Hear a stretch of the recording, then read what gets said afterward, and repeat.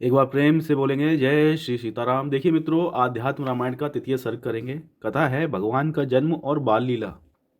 शुरुआत करते हैं। देखिए, श्री महादेव जी बोले, एक बार सकल लोक प्रसिद्ध सत्यपरायण श्रीमान अयोध्यापति वीरवर महाराज दशरथ ने पुत्र के न होने से अत्यंत दुखित हो अपने कुल के आचार्य गुरुवर वशिष्ठ जी को बुला उन्हें प्रणाम कर इस प्रकार कहा, स्वामिन, यह बताइए कि मेरे सर्व सुलक्षणों से संपन्न पुत्र किस प्रकार हो सकते हैं, क्योंकि बिना पुत्र के ये संपूर्ण राज्य मुझे दुख रूप हो रहा है।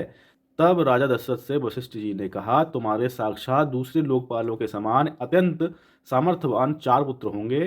तुम शांता के पति तपोधन ऋषंग को बुलाकर शीघ्र ही हमें साथ लेकर पुत्रेष्ठि यज्ञ का अनुष्ठान करो। राजा ने बहुत अच्छा कहे मुनिवर ऋषंग को बुलाया और मंत्रियों के सहित पवित्र होकर निष्पाप मुनिजनों की सहायता से यज्ञ अनुष्ठान आरंभ किया।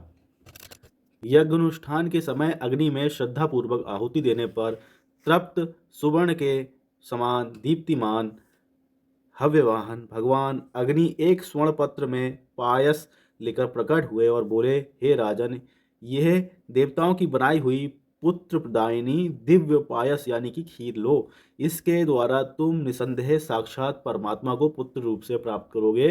अग्निदेव ऐसा कह के और वह खीर राजा को देकर अंतर्धान हो गए। तदनंतर राजा ने सफल मनोरथ हो मुनि श्रेष्ठ वशिष्ठ और ऋषंग को की चरण वंदना की और उन दोनों की आज्ञा से बड़ी सावधानी के साथ वह हवि महारानी कौशल्या और कैकेयी में आदि आदि बांट दी। तदनंतर उस पुत्र देने वाली चरु को लेने की इच्छा से सुमित्रा जी भी वहां आ पहुंची। इस पर कौशल्या जी ने प्रसन्नता पूर्वक अपने भाग में से आधा उन्हें दे दिया तथा कैकेयी ने भी प्रीति पूर्वक अपने भाग में से आधा सुमित्रा को दिया। इस प्रकार उस हवि को खाकर सभी रानियां गर्भवती हो गईं। वे तीनों रानियां उस राजभवन में अपनी कांति से देवताओं के समान शोभा पाने लगीं। फिर 10वां महीना लगने पर कौशल्या ने एक अद्भुत बालक को जन्म दिया। चैत्र मास के शुक्ल पक्ष की नवमी के दिन शुभ कर्क लग्न में पुनर्वसु नक्षत्र के समय, जबकि 5 ग्रह उच्च स्थान में तथा सूर्य मेष राशि पर थे, तब मध्याह्न काल में सनातन परमात्मा जगन्नाथ का आविर्भाव हुआ। उस समय आकाश दिव्य पुष्पों की वर्षा से पूर्ण हो गया। जो नील कमल दल के समान श्याम वर्ण है, पीतांबर पहने हुए हैं और 4 भुजाएं धारण किए हैं तथा जिनके नेत्रों के भीतर का भाग अरुण कमल के समान शोभायमान है, कानों में कांतिमान कुंडल सुशोभित हैं, हजारों सूर्यों के समान जिनका प्रकाश है, जिनके सिर पर प्रकाशमान मुकुट और घुंघराली अलके हैं, हाथों में शंख चक्र गदा और पद्म तथा गले में वैजंती माला विराजमान है, जिनकी मुख कमल पर हृदयस्थ अनुग्रह रूप चंद्रमा की सूचना देने वाली मुस्कान रूप चंद्रिका छिटक रही है, जिनकी करुणा रस पूर्ण नयन कमल दल के समान विशाल हैं तथा जो श्रीवत्स हार केयूर और नूपुर आदि आभूषणों से विभूषित हैं, पुत्र रूप से प्रकट हुए उन परमात्मा को देखकर कौशल्या ने विस्मय से व्याकुल हो नेत्रों में आनंद आश्रु भर हाथ जोड़कर नमस्कार करते हुए कहा। श्री कौशल्या जी बोली, हे देव देव, आपको नमस्कार है। हे शंख चक्र गदाधर, आप अच्युत और अनंत परमात्मा हैं तथा सर्वत्र पूर्ण पुरुषोत्तम हैं। वेदवादी गण आपको मन और वाणी आदि के अविषय तथा इंद्रियों से अतीत सत्ता मात्र और एकमात्र ज्ञान स्वरूप बतलाते हैं। आप ही अपनी माया से सत्व रज और तम इन तीनों गुणों से युक्त होकर इस विश्व की रचना पालन और संहार करते हैं। तथापि वास्तव में आप सदा निर्मल तुरीय पद में स्थित हैं। आप करता नहीं तथापि करते से प्रतीत होते हैं, चलते नहीं हैं फिर भी चलते से मालूम पड़ते हैं, ना सुनते हुए भी सुनते से दिखाई देते हैं और ना देखकर भी देखते हुए से प्रतीत होते हैं। भगवती श्रुति भी कहती हैं, आप प्राण और मन से रहित तथा शुद्ध हैं।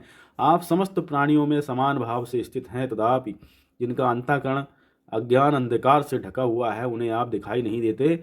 आपका साक्षात्कार सुबुद्धि पुरुषों को ही होता है। हे भगवान, आपके उदर में अनेकों ब्रह्मांड परमाणुओं के समान दिखाई देते हैं, तथापि आपने मेरे पेट से जन्म लिया, ऐसा जो आप लोगों से प्रकट कर रहे हैं, इससे मैंने आज आपकी भक्त वत्सला देख ली। हे प्रभु, मैं आपकी माया से मोहित होकर संसार सागर में डूबी हुई पति पुत्र और धन आदि के फेर में पड़ रही थी।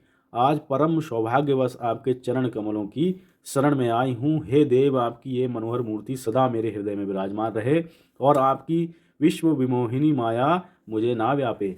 हे विश्वात्मन, अपने इस अलौकिक रूप का उपसंहार कीजिए और परम आनंददायक सुकोमल बाल रूप धारण कीजिए, जिसके अति सुखद आलिंगन और संभाषणादि से मैं घोर अज्ञान अंधकार को पार कर जाऊंगी।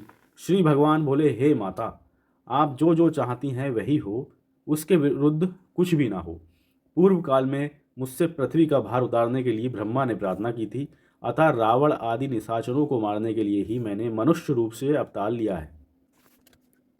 हे अनिंदिते, दशरथ जी के सहित तुमने भी मुझे पुत्र रूप से प्राप्त करने की इच्छा से तपस्या करते हुए मेरी आराधना की थी, उसी को मैंने इस समय प्रकट होकर पूर्ण किया है। तुमने अपनी पूर्व तपस्या के फल से ही मेरा ये दिव्य रूप देखा है। मेरा दर्शन मोक्षप्रद देने वाला होता है। पुण्यहीन जनों के लिए इसका दर्शन अत्यंत दुर्लभ है। जो व्यक्ति हमारे इस संवाद को पढ़ेगा या सुनेगा वह मेरी सारूप्य मुक्ति यानी कि समान रूपता प्राप्त करेगा और मरण काल में उसे मेरी स्मृति बनी रहेगी। माता से इस प्रकार कह के भगवान बाल रूप होकर रोने लगे। उनका बाल रूप भी इंद्रनील मणि के समान श्यामवर्ण बड़े बड़े नेत्रों वाला और अति सुंदर था।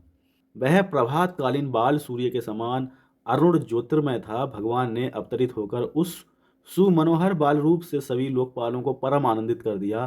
तत्पश्चात जब महाराज दशरथ ने पुत्रोत्पत्ति रूप उत्सव का शुभ समाचार सुना तो वे मानो आनंद समुद्र में डूब गए और गुरु वशिष्ठ जी के साथ राजभवन में आए। वहां आकर कमल नयन राम को देखकर वे आनंद आश्रुओं से पूर्ण हो गए और गुरुजी द्वारा उनके जातकर्म आदि आवश्यक संस्कार कराए। तदनंतर कमल नयनी कैकई से भरत का जन्म हुआ और सुमित्रा से पूर्णचंद्र के समान मुख वाले 2 यमज बालक उत्पन्न हुए।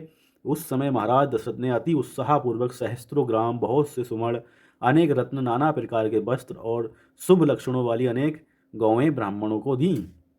विज्ञान के द्वारा अज्ञान के नष्ट हो जाने पर मुनिजन जिनमें रमण करते हैं अथवा जो अपनी सुंदरता से भक्तजनों के चित्तों को रमाते आनंदमय करते हैं, उनका नाम गुरु वशिष्ठ जी ने राम रखा। इसी प्रकार गुरु जी ने संसार का पोषण करने वाला होने से दूसरे पुत्र का नाम भरत, समस्त सुलक्षण संपन्न होने से तीसरे का नाम लक्ष्मण और शत्रुओं का घातक होने से चौथे पुत्र का नाम शत्रुघ्न रखा।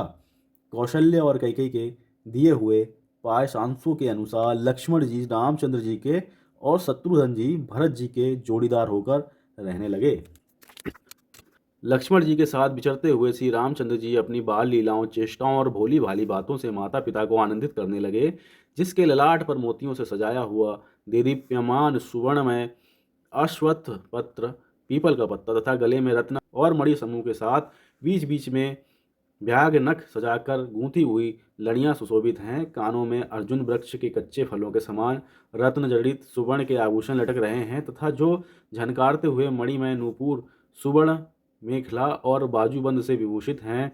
उस इंद्रनील मणि की सी आभा वाले तथा स्वल्प दांतों से युक्त मुस्कुराते हुए मुख वाले बालक को राजभवन के आंगन में बछड़े के पीछे पीछे सब और बालगति से दौड़ते देख महाराज दशरथ और माता कौशल्या अति आनंदित होते थे। जिस समय महाराज भोजन करने बैठते तो राम आ ऐसा कह कह के अति हर्ष और प्रेम पूर्वक उन्हें बारंबार बुलाते। जब खेल में लगे रहने के कारण वे ना आते तो वे कौशल्या से इसे पकड़ कर ला ऐसा कहकर उन्हें लाने के लिए कहते। किंतु जो योगी जनों के चित्त के एकमात्र आश्रय हैं, ऐसे पुत्र को कौशल्या जी हंसकर दौड़ती हुई भी ना पकड़ पाती। उस समय माता को थकी देखकर वे स्वयं ही कींच में सने हुए हाथों से हंसते हंसते वहां आ जाते और एक आध ग्रास खाकर ही फिर भाग जाते। माता कौशल्या राम को भली प्रकार वस्त्राभूषण पहनाकर प्रति मास नाना प्रकार की मिठाई बनाकर उत्सव मनाया करती थीं और वर्षगांठ के दिन भी पुआ, लड्डू, जलेबी, कचौड़ी और विविध व्यंजन बनाकर उत्सव मनाती थीं। राम जी की चपलता के कारण कौशल्या जी ने घर का काम करना छोड़ दिया था। एक दिन राम जी माता के पास गए और कहा, माता मुझे कुछ खाने को दे। किंतु काम में लगी होने से माता जी ने ना सुना। तब क्रोधित होकर उन्होंने डंडे से सब बर्तन फोड़ डाले तथा छींके पर रखे हुए गोरस और माखन को गिरा दिया और उसे तथा वहां रखे हुए समस्त दूध दही को भी क्रमशः लक्ष्मण, भरत और शत्रुघ्न को बांट दिया। तब रसोइये ने जाकर माता कौशल्या से कहा। वह हंसती हुई पकड़ने को दौड़ी। माता को आती देखकर वे सब बालक भाग गए। माता कौशल्या भी उनके पीछे दौड़ी, किंतु वे पग पग पर फिसलने लगी। अंत में उन्होंने राम को पकड़ लिया, किंतु कहा कुछ भी नहीं। उस समय राम जी बाल भाव से धीरे धीरे रोने लगे। तब उन सबको भयभीत देखकर माता ने उन्हें बड़े प्रेम से हृदय लगाकर प्यार किया। इस प्रकार जगदानंद कारक आनंदगन भगवान राम मायामय बाल रूप धारण कर राज दंपति दशरथ और कौशल्या जी को आनंदित करने लगे। तदनुपरांत कुछ काल बीतने पर उन चारों भाइयों ने कौमार अवस्था में प्रवेश किया।